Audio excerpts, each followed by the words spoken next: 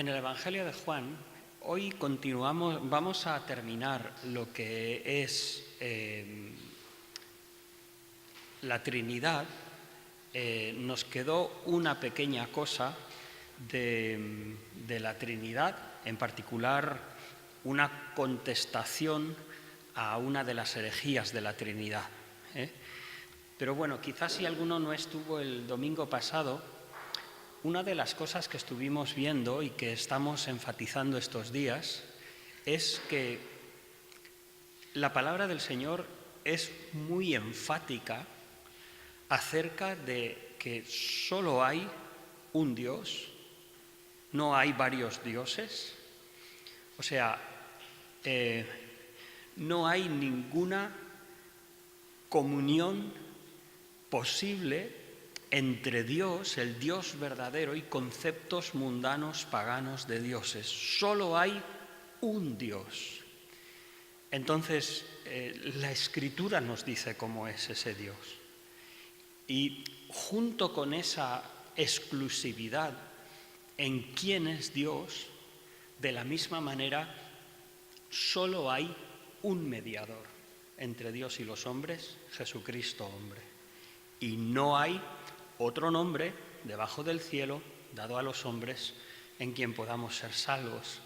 La Escritura es muy enfática acerca de quién es nuestro Dios y quién es nuestro Salvador. ¿Por qué digo eso? Estamos tratando estudios de doctrina. Entonces, tristemente estamos en una época, en el siglo XXI, donde si bien ya desde el siglo XX y finales del XIX se multiplican las sectas de los testigos de Jehová, de los mormones, todas estas distorsiones de lo que es la fe cristiana, pues aún después, ayer en la reunión de pastores de la FIEID estaban hablando de una nueva corriente radical, cristiana, evangélica, supuestamente, que parece tener cierto contacto con los jóvenes, y a veces se llama la última reforma, la nueva reforma, o en inglés, ¿no? The Final Reform, y que pretende eso, volver a vivir en común, como Hechos capítulo 2, pretende que en el bautismo pues hay exorcismos, hay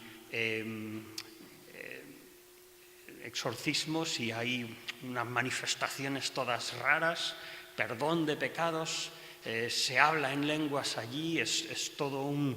y bueno, esa radicalidad pues a los jóvenes parece que conecta, ¿no? Es un movimiento de hace ya un par de años que está por aquí. ¿Y dónde ha ido? Pues a las grandes capitales, donde ya hay iglesias y donde pueden, quieras que no, de alguno de otro, arañar creyentes, y lo único que hacen es hacer daño, porque luego, a los pocos años de estos movimientos, se demuestran que no tienen nada, de que una decisión radical al principio es como una cerilla que la enciendes y parece que, pero luego la madera es madera y el corazón del hombre es duro. Nuestra vida y nuestro peregrinaje aquí en la tierra pues es por la fe. Y bueno, entonces, pero lo que sí hacen estos movimientos es daño a la Iglesia. Entonces, bueno, estamos hablando, dejarme leer un versículo para mostrar esta fortaleza del Evangelio. Dice, cualquiera que se extravía, segunda epístola de Juan, versículo 9, cualquiera que se extravía y no persevera en la doctrina de Cristo, no tiene a Dios. El que persevera en la doctrina de Cristo, ese sí tiene al Padre y al Hijo. Si alguno viene a vosotros y no trae esta doctrina, no lo recibáis en casa ni le digáis bienvenido, porque el que dice bienvenido participa de sus malas obras. Entonces, Hermanos, no queremos ser feos en nuestra fe. No queremos nosotros tampoco adoptar un espíritu beligerante, como si nosotros estuviéramos en posesión de todo el discernimiento espiritual y fuéramos en contra, necesitáramos a alguien para ir en contra de ellos. No, no se trata de eso. Pero se trata de querer conocer a nuestro Señor y saber quién es nuestro Señor, y que cuando alguien pone en duda un fundamento de la fe, pues nos lo tomamos con la seriedad que eso exige. Si hay iglesias que a lo mejor tienen el culto diferente, más expresivo, menos expresivo, si hay iglesias que bautizan a los niños, como históricamente las iglesias protestantes, presbiterianas y todo eso han hecho, y nosotros no son cuestiones esenciales del Evangelio. Pero si hablamos, por ejemplo, como decimos, del unitarianismo, o sea que no hay un Dios trino, sino que es un Dios modal, es el mismo Dios, la misma persona que se manifiesta en una o en otra forma, ya sea Padre, Hijo o Espíritu. Entonces estamos tocando aspectos centrales de lo que es la enseñanza de la fe. Y nosotros creo que debemos ser muy claros en amar la palabra, amar la sana doctrina y defenderla. Entonces, por mucho que según qué movimientos se presenten como evangélicos, será su fe la que nos muestre si realmente lo son.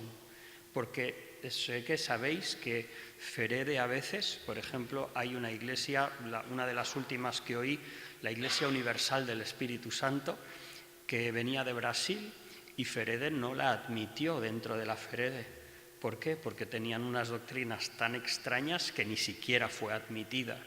Entonces, es una realidad en la que vivimos, y si bien nosotros queremos tener un espíritu abierto, generoso, de verdad, no perdamos nunca eso.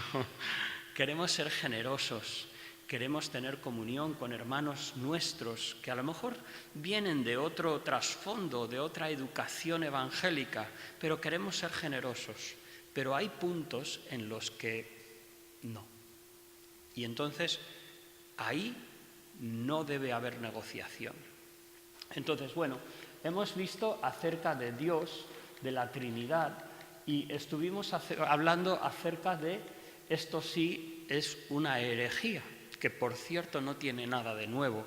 Es el antiguo sabelianismo del siglo II después de Cristo, claro. Es una herejía que fue ya refutada por los padres de la Iglesia y después ya, por supuesto, confirmada.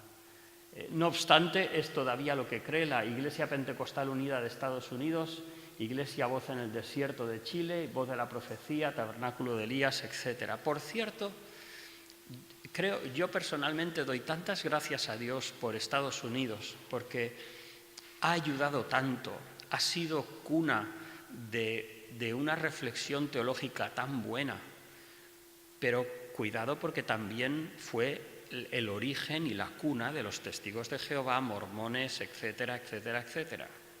O sea que, de la misma manera que ni miramos a Jerusalén ni tampoco a Roma, tampoco a Estados Unidos. ¿A qué miramos? A la palabra. Bueno, entonces, esta es una herejía con la autoridad de revelaciones que supuestamente le dan a este William Branham pues un discernimiento de la Biblia que estaba oculto desde hace mucho tiempo. Y entonces, entre otras cosas, lo que expresan es que Dios es una sola persona, que el pecado entró en el mundo por una relación de la serpiente con Eva, eso, van a las iglesias buscando creyentes para fundar sus propias iglesias y énfasis en revelaciones y experiencias espirituales. O sea, ya no el peligro de fundar nuestra vida espiritual en solamente nuestras emociones, que eso es un peligro, ¿eh?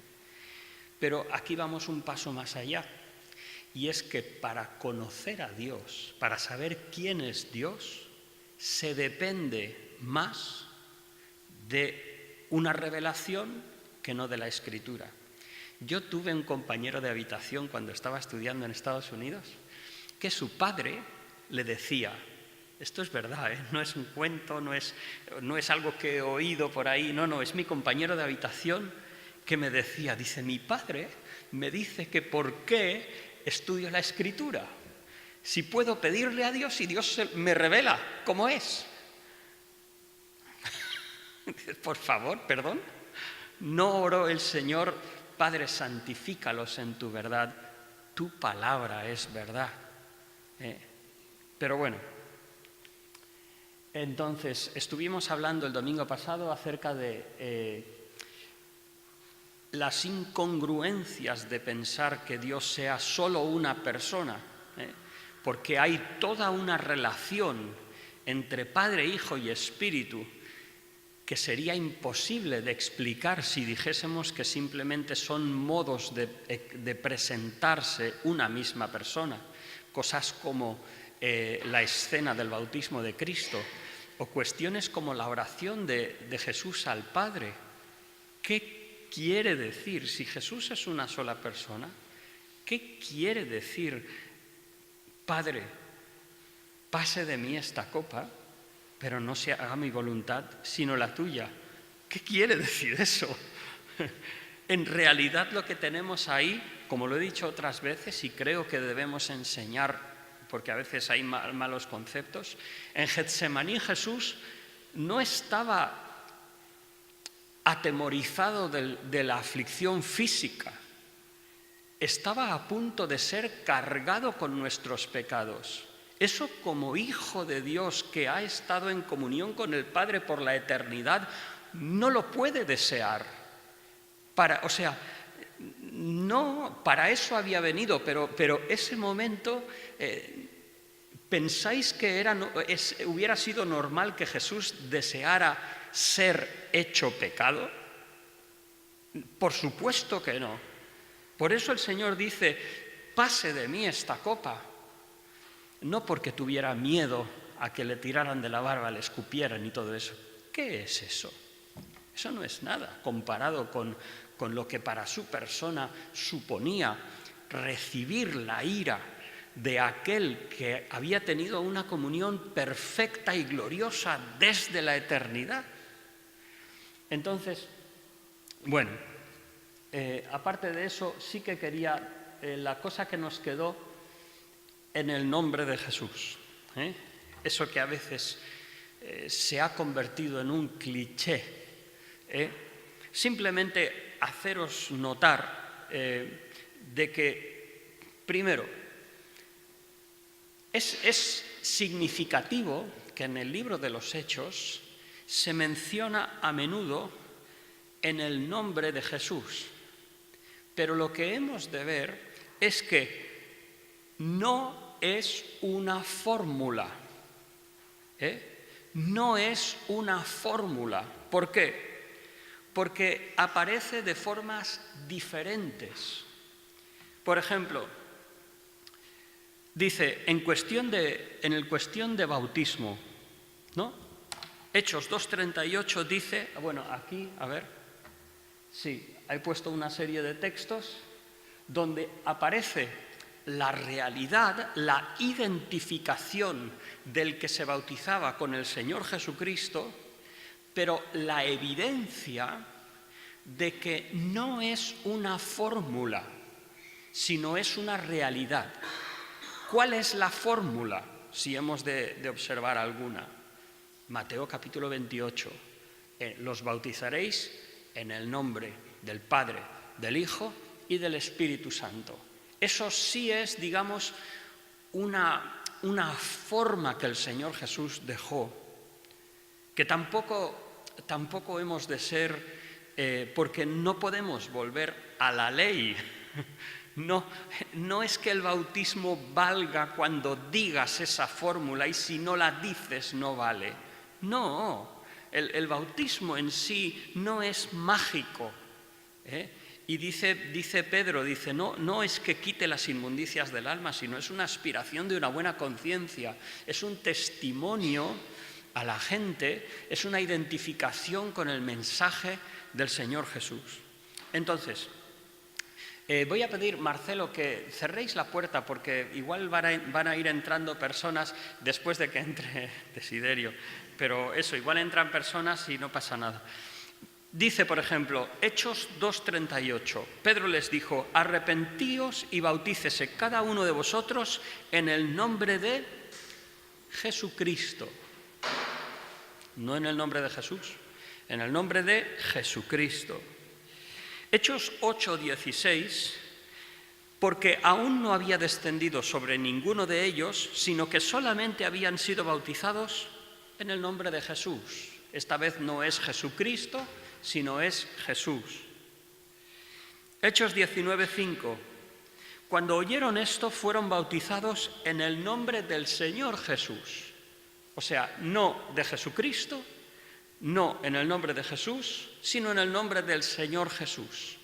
3 veces se menciona en el bautismo la identificación con Jesucristo, pero cada una de las veces se utiliza una expresión diferente. Por lo tanto, es evidente que no es una fórmula mágica del bautismo, pero además, en otras ocasiones, cuando no se trata el bautismo, también se refiere en el libro de los Hechos a diferentes formas de identificarse con Jesucristo. Por ejemplo, Hechos 3:6, cuando Pedro le dice al cojo, me oigo mucho, espero que si es muy fuerte avisadme, hay veces que el sonido está muy fuerte y molesta. Vale, es que como os digo no oigo muy bien. Dice, Pedro dijo, no tengo plata ni oro, pero lo que tengo te doy. En el nombre de Jesús, no. En el nombre de Jesucristo de Nazaret, levántate y anda. Bien, esta expresión Lucas la repite. Por cierto, es muy interesante reflexionar sobre Lucas, sus escritos y su forma de escribir. Lucas es uno de los mejores escritores en cuanto a estilo gramatical del Nuevo Testamento. Su prólogo, por ejemplo, es casi comparable al griego clásico. El Nuevo Testamento está escrito en lo que se llama griego koiné o griego común, o sea, en el griego que la gente hablaba en el mercado, en la casa, etc. Pero Lucas es una persona depurada en su estilo, un historiador que en el libro de los Hechos menciona más de 100 nombres, que menciona el estatus de algunos, como si era un procónsul, si era un gobernador, si era un rey, que menciona si tal persona era principal de la sinagoga. Es un escritor cuidadoso. Bien, ¿por qué digo eso? Porque el Evangelio de Lucas es el Evangelio que contiene más hebraísmos, más expresiones hebraicas. Es como si alguien habla, vosotros hermanos que sois de Latinoamérica, y alguien habla con expresiones de Latinoamérica. Y vosotros decís, es castellano, lo podemos entender, pero sabemos de dónde viene. Entonces, Lucas, por ser fiel a quien habla, recoge aún las expresiones propias hebraicas. ¿Por qué digo eso? Porque en Hechos 3, cuando habla de Pedro predicando, dice en el nombre de Jesucristo de Nazaret. Capítulo 4, versículo 10, sigue Pedro hablando y habla en la misma fórmula. Quizás sería la fórmula que Pedro estaba acostumbrado a utilizar porque le era de más bendición, porque se identificaba más con ella. Bien, maravilloso.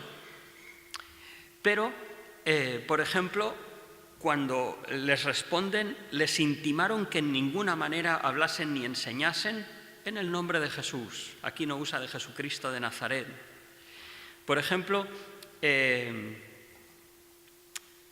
Hechos 9:29. Aquí es Pablo predicando y dice Lucas que hablaba denodadamente o confiadamente, con libertad, con osadía, en el nombre del Señor. No dice en el nombre de Jesucristo de Nazaret, sino en el nombre del Señor. Me he dejado un versículo antes, Hechos 10:48, cuando dice, mandó bautizarles en el nombre del Señor Jesús, otra vez. Pero, por ejemplo, Hechos 16, cuando Pablo reprende a la mujer o a la muchacha que tenía espíritu de Pitón en Filipos y le dice, te mando en el nombre de Jesucristo que salgas de ella. Aquí no dice en el nombre de Jesucristo de Nazaret. En fin, ¿qué quiero deciros con eso? Con lo que he dicho esta mañana. Que cuando el Señor dice, hasta ahora nadie habéis pedido en mi nombre, pero ahora pedid en mi nombre y todo lo que pidáis os será concedido. ¿Estamos hablando de una fórmula? No. La fe cristiana no se trata de fórmulas, como si fueran conjuros de magia. Se trata de una persona, el Señor Jesucristo. Nadie conoce al Padre sino el Hijo, y aquel a quien el Hijo lo quisiere revelar. Nosotros, si oramos en el nombre del Señor Jesús, no dependemos de fórmulas mágicas, sino que dependemos de una persona. Incluso a veces podemos terminar una oración y alguien puede orar y simplemente decir amén, pero estamos en el corazón y en la conciencia de que si podemos orar es por la gracia de Dios y por la obra de su Hijo, y no pasa nada. No va a ser menos oída esa oración por eso. Entonces, bueno, eso en cuanto al unitarianismo y en cuanto a el nombre de Jesús. Sí, adelante.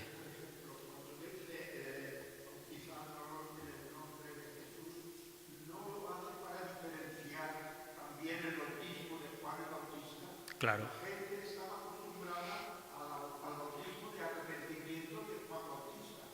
Este otro bautismo es diferente. Por eso, al decir de Jesús y no mencionar, como Jesús dijo, en el nombre del Padre, del Hijo y del Espíritu Santo, es para diferenciar simplemente que el bautismo es otro bautismo, no el de Juan el Bautista. Correcto. Quizás deberíamos incluir ahí, hermano, también los bautismos que normalmente los judíos celebraban. Los judíos, desde el Antiguo Testamento y sobre todo después de que Jerusalén fue destruida y los judíos fueron dispersos y se reunían en sinagogas y tal y cual, por ejemplo, ¿qué leemos en Hechos 16? De que Pablo llegó a Filipos y él, que su costumbre era reunirse en la sinagoga, lo primero, y predicar el Evangelio allí, ¿qué hace en Filipos? ¿Alguien se acuerda? Eso es. En Filipos no habían 10 varones judíos para establecer una sinagoga y los judíos se reunían al lado del río. ¿Y por qué se reunían al lado del río? Porque los judíos, una de sus ceremonias, cuando se contaminaban, por diferentes cuestiones, si se contaminaban, ¿cómo se purificaban? A través de lavamientos, y entonces a veces era bautismos. Entonces, por eso la Escritura dice que se bauticen en nombre del Señor Jesús, porque ni es, por supuesto, un bautismo de la sinagoga, no es un lavamiento más, y como bien dice el hermano Daniel, tampoco es el bautismo de arrepentimiento. sino es el bautismo de la obra consumada de Cristo en la cruz, donde hemos muerto al pecado y nos levantamos según su resurrección para una vida nueva. Muchas gracias, hermano, por esa puntualización. Muy bien, pues entonces me gustaría tratar la otra acerca de la persona de Jesús. Hemos tratado en nuestros estudios hasta ahora la enseñanza de Dios. Y entonces hemos visto cómo es Dios, sus atributos, hemos visto también la Trinidad, hemos visto cómo, eso es algo que no vamos a repetir, acerca de la deidad de Jesucristo, cómo la persona de Jesús es referida en la Escritura con los atributos de Dios, como eterno, como omnisciente, como omnipresente. Es presentado Jesucristo así, pero incluso también es presentado por la obra de la creación, por perdón de pecados, por cosas, acciones que solo le pertenecen a Dios. Bien, algo importante que queremos entender es que nuestro concepto de quién es Jesucristo afecta directamente a lo que es la obra de la redención. No sé si sabéis, pero la fe en la cruz como la muerte sustitutoria por nosotros, la muerte que se dice muerte de Cristo como muerte expiatoria o vicaria, o sea, decir que mis pecados fueron cargados en Cristo y allí fueron castigados y la justicia de Cristo me ha sido imputada y por eso puedo ser salvo. Esa forma de entender la obra de Cristo no es la única manera. A lo largo de la historia han habido otras formas. Por ejemplo, se ha dicho que la cruz es una muestra del amor de Dios. Punto. O sea, diciendo, fíjate cómo Dios nos ama, que ha estado dispuesto a dejar que su Hijo fuera ultrajado por los hombres. Punto. Bueno, eso está bien, pero no es lo que la Escritura dice. Es mucho más. Hay quien dice que la cruz de Jesucristo nos muestra hasta qué punto, o sea, un ejemplo, ¿no? Un ejemplo de obediencia. Fíjate hasta qué punto Jesús fue obediente que murió en la cruz. O sea, no renunció a su comunión con el Padre, a su identificación como Hijo de Dios, aún pasando por la cruz. Y dices, bueno, está bien, pero no es lo único. Porque dice 2 Corintios 5:21, que dice, al que no conoció pecado, Dios lo hizo pecado, para que nosotros fuésemos hechos justicia de Dios en él. O sea, ese cambio de papeles que la Escritura muestra. Hay diferentes expresiones en la Escritura de que Jesús murió por nosotros y algunas se podría expresar como que fue por amor a nosotros, por nuestro beneficio, pero hay otras que inequívocamente significa una sustitución, que Cristo murió en nuestro lugar. Entonces, es muy importante entender si Cristo fue Dios o si fue solamente un hombre, porque si fuera un hombre, ¿cómo es que pudo pagar por nuestros pecados? Y entonces, lo que quiero decir con esto es que la enseñanza sobre Jesucristo intenta presentar los diferentes aspectos de su persona que tienen una influencia directa con la obra de la redención. Y es la preexistencia de Jesucristo, del Hijo de Dios, su deidad, lo que Cristo dijo de sí mismo. Veremos que entendemos que Jesucristo es el ángel de Jehová que aparece en el Antiguo Testamento. otros aspectos importantes de la persona de Cristo es su nacimiento virginal. No es cualquier cosa. Los fariseos le dijeron al Señor: nosotros somos hijos de Abraham, no somos hijos de fornicación. ¿Sabéis qué quería decir eso? Era una intimidación sobre la sospecha del nacimiento de Jesús. Pues nosotros decimos, no, o sea, a ver, sí, Jesús no fue el fruto de la relación de José y María y tampoco de María con ninguna otra persona, sino que fue una obra sobrenatural de Dios en el vientre de María. No podemos explicarlo del todo, pero lo creemos porque así lo expresa la Escritura. Igualmente su vida sin pecado. El Señor no pecó. Sus milagros como señales o muestras de su carácter como Mesías.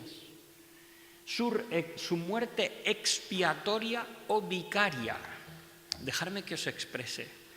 Sustitutoria sabemos lo que quiere decir, ¿verdad? Sustitutoria es que nos ha sustituido. En el lugar del juicio, Él se ha sentado y el Señor derramó la ira en Él y por eso el Señor nos da el perdón a nosotros. Hemos referido antes 2 Corintios 5, 21, un versículo muy precioso. Pero vicario, ¿qué quiere decir vicario? Vicario quiere decir sustituto. Cuando el Papa dice que es el vicario de Cristo, está diciendo que es Cristo en la tierra. Entonces, por supuesto, nosotros decimos que no creemos en eso porque no está así en la Escritura. ¿Quién es el vicario de Cristo en la tierra? El Espíritu Santo. El Espíritu Santo, a quien el Señor Jesús ha enviado, Él es el representante de Dios en esta tierra, ahora. Pero cuando decimos que creemos en la cruz como el sacrificio vicario de Cristo, estamos diciendo que es el sacrificio que nos sustituyó a nosotros. Lo digo porque si lo oís o lo leéis en algún sitio no penséis que está hablando de curas o de cosas del catolicismo. Vicario quiere decir sustituto, ¿vale? Y expiación es una palabra que viene del Antiguo Testamento y la encontramos en el libro de Hebreos. Y como debemos entender esa palabra es que, así como el Antiguo Testamento, la sangre, como dice, la sangre de los toros y de los machos cabríos cubría los pecados, pero no los deshacía ni los agotaba. Había en el lugar santísimo, sabéis, había un arca y había una lámina de oro. Y dentro del arca había las tablas de la ley y en principio pues había un tazón de maná y la vara de Aarón que reverdeció. Pero había las tablas de la ley y luego una lámina de oro. Alguien ha dicho que era como si la ley clamara contra el pueblo exigiendo justicia.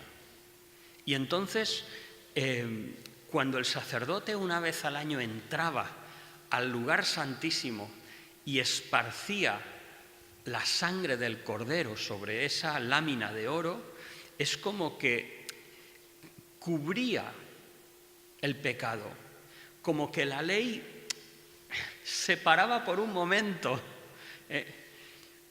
pero no podía quitarlo, ni agotarlo, ni deshacerlo.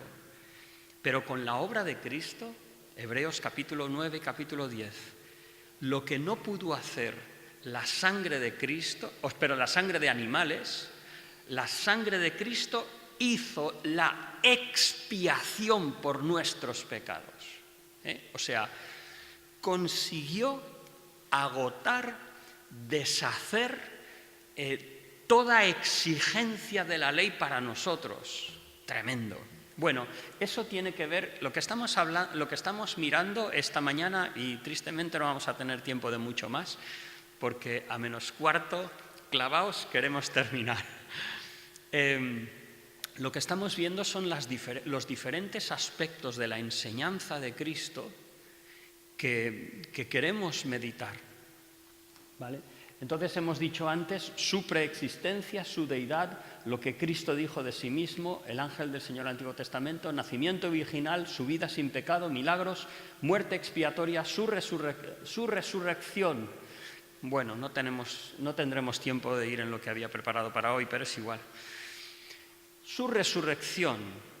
Es importante defender que Cristo resucitó corporalmente, o sea, que no fue un espíritu, que no fue en la conciencia de los discípulos, que se sintieron todos juntos y conforme pasó el tiempo sintieron una fuerza interior que les daba fuerzas y entonces visualizaron como si Jesucristo se les presentara en medio. No.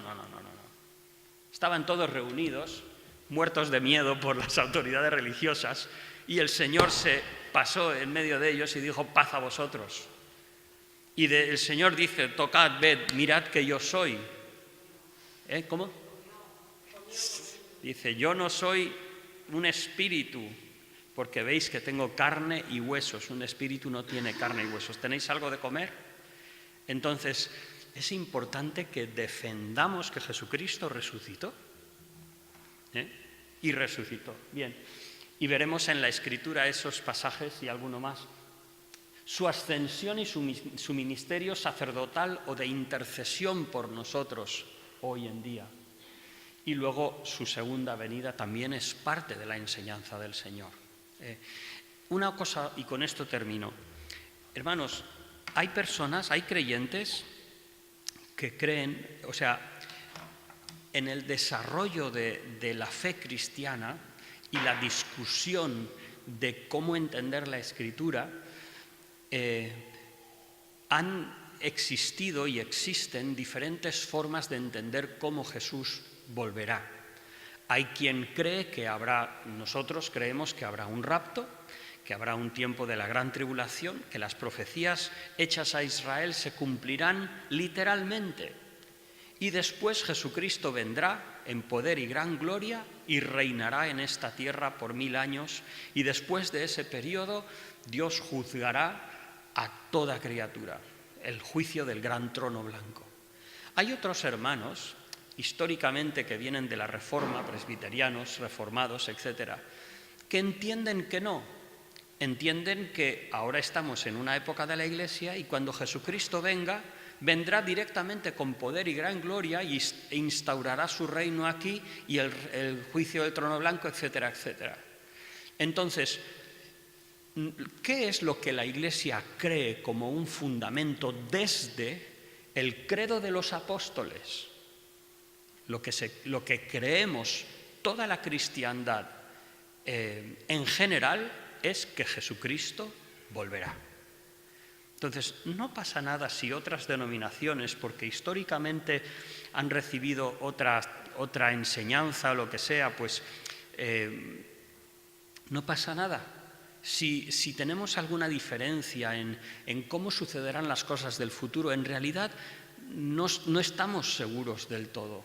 Pero lo que sí sabemos, y el Señor nos dijo, es que el Señor volverá. Entonces, como cristianos, le esperamos. Y no solo le esperamos, amamos su venida. Pues el domingo que viene, Dios mediante, empezaremos con la persona de Cristo y trataremos algunas de estas cosas más pormenorizadamente.